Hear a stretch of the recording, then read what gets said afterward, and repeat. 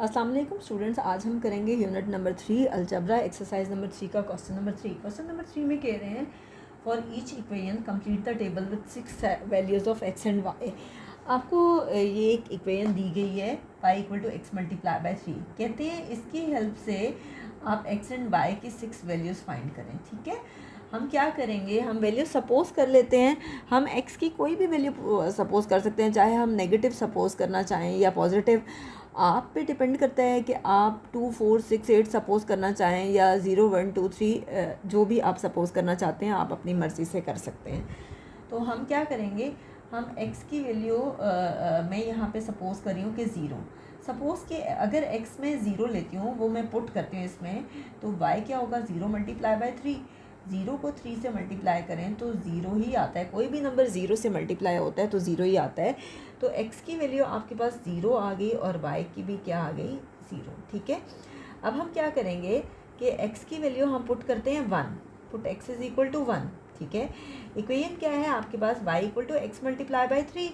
अगर हम इसमें x की वैल्यू 1 पुट करें तो ये हो जाएगा y equal to 1 multiply by 3। 1 को 3 से मल्टीप्लाई करें तो कितना आता है, 3। ठीक है, यानी जब हमने x1 सपोज किया तो y कितना आया है, 3।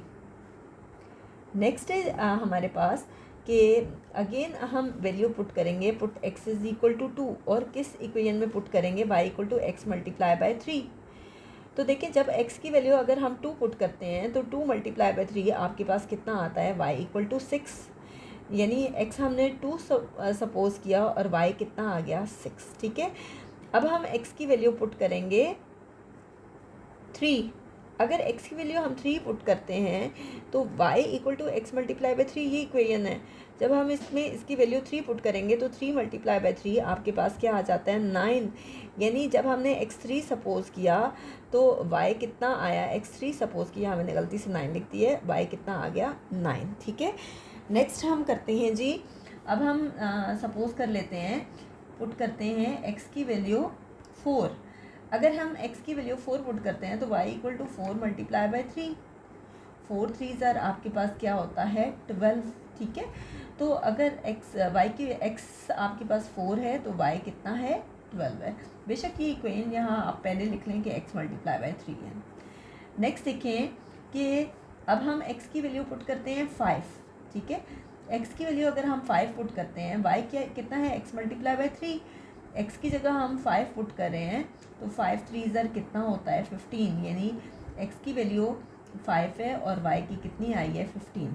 तो हम देख लेते हैं कि हमने टोटल कितनी वैल्यूज़ फाइंड की हैं, 1 2 3 4 5 6 और 6 ही वैल्यूज़ उन्होंने क्वेश्चन में फाइंड करने को कहा था। तो हम एक टेबल बना लेते हैं। ये देखें, आपके सामने एक टेबल बना रही हूँ।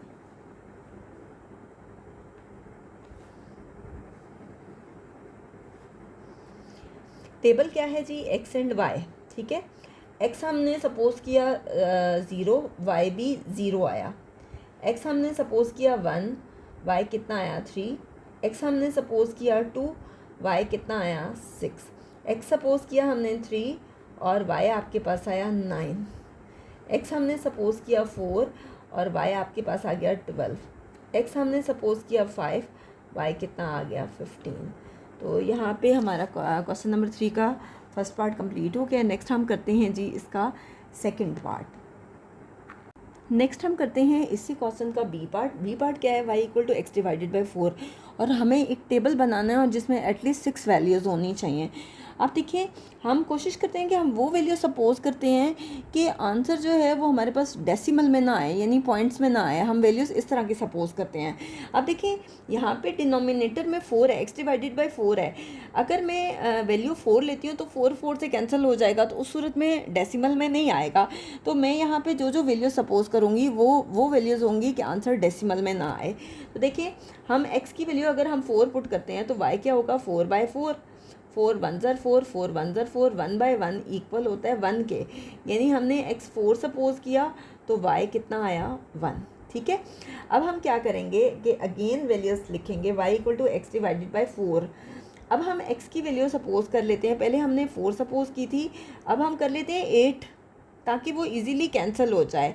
तो y इक्वल टू 8 बाई 4 ये आ जाएगा 4 1 ज़र 4 4 2 ज़र 8, वाई की वैल्यू 2 आ गई, यानी x 8 था तो y कितना आ गया 2। ठीक है, नेक्स्ट हम सपोज कर लेते हैं y equal to x by 4 है। अब x की वैल्यू हम सपोज कर लेते हैं 12। अगर मैं 12 सपोज करती हूँ तो y इक्वल टू 12/4 आएगा। 4 3 ज़र क्या होता है आपके पास 12, y की वैल्यू 3 आ गई, यानी हमने सपोज किया था x 12 और y कितना आ गया 3। ये हमारे पास 3 वैल्यूज़ आ गई। नेक्स्ट हम सपोज करते हैं कि x की वैल्यू पुट करेंगे, x by y equal to x by 4 है, ये आप लिख लें पहले। अब हम x की वैल्यू सपोज कर लेते हैं 16। अगर मैं 16 सपोज करती हूँ तो ये हो जाएगा y इक्वल टू 16/4। ये क्या आ जाएगा 4 4 ज़र 16। आप दूसरी वैल्यूज़ भी ज़रूर सपोज कर सकते हैं, लेकिन मैंने सिर्फ इसलिए नहीं की कि वो आपके पास पॉइंट्स में आएगा और वो आपके लिए थोड़ा सा डिफ़िकल्ट हो जाएगा।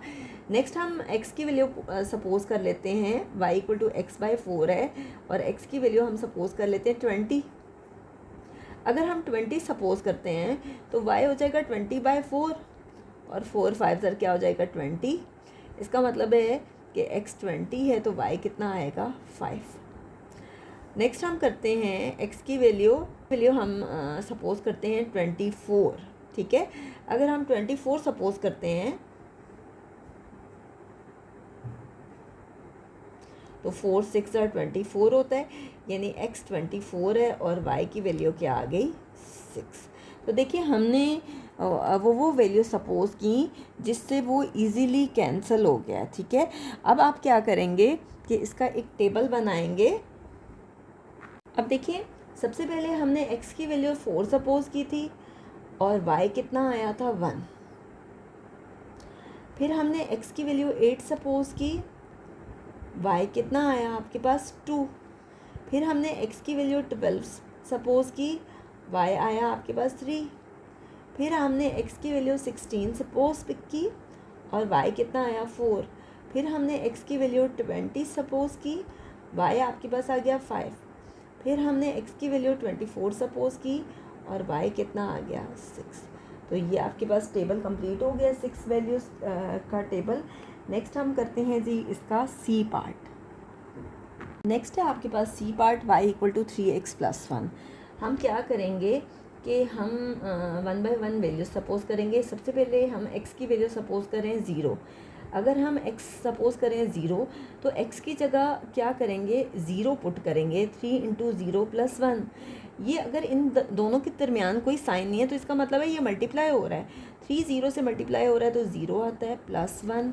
y कितना आ गया आपके पास 1। ठीक है, फर्स्ट वैल्यू आपके पास ये आ गई। नेक्स्ट है आपके पास y इक्वल टू 3x + 1। अब हम x की वैल्यू पुट करते हैं 1। Put x is equal to 1। x की वैल्यू 1 पुट करेंगे, y इक्वल टू 3 और x की जगह क्या पुट कर देंगे 1 + 1। 3 को 1 से मल्टीप्लाई करें तो कितना आता है 3 + 1, और 3 और 1 कितना होता है 4। ठीक है, तो देखिए पहले वाले में ऑर्डर्ड पेयर बना है 0 एंड 1 और दूसरे वाले में क्या बना है 1 एंड 4। अब हम फिर करेंगे क्या है y इक्वल टू 3x + 1। अब x की वैल्यू सपोज करेंगे 2। x की वैल्यू 2 सपोज करेंगे तो y कितना होगा 3 × x की जगह क्या पुट करेंगे 2 + 1। 3 2 ज़र कितना होता है 6 + 1। 6 और 1 कितना होता है 7। यानी हमने सपोज किया x2 और y कितना आ गया 7। ठीक है, ये हमने 3 वैल्यूज़ पुट कर दी। नेक्स्ट हम सपोज करते हैं गिवन इक्वेशन है y इक्वल टू 3x + 1। हम सपोज कर लेते हैं कि x की वैल्यू 3 पुट कर रहे हैं। ठीक है, x की वैल्यू अगर हम 3 पुट कर रहे हैं तो y इक्वल टू 3, x की जगह 3 पुट कर देंगे 3 + 1। 3 3 ज़र क्या होता है 9 + 1। 9 और 1 कितना होगा 10। यानी x हमने 3 लिया और y कितना आ गया 10। ठीक है, नेक्स्ट हम क्या करेंगे y इक्वल टू 3x + 1 है। अब हम x की वैल्यू सपोज कर लेंगे 4। अब x की वैल्यू जब हम 4 सपोज करेंगे तो ये कितना हो जाएगा 3 × 4 + 1। 4 3 ज़र कितना होता है 12 + 1। 12 और 1 कितना हो गया 13। यानी हमने x 4 लिया तो y कितना आ गया 13।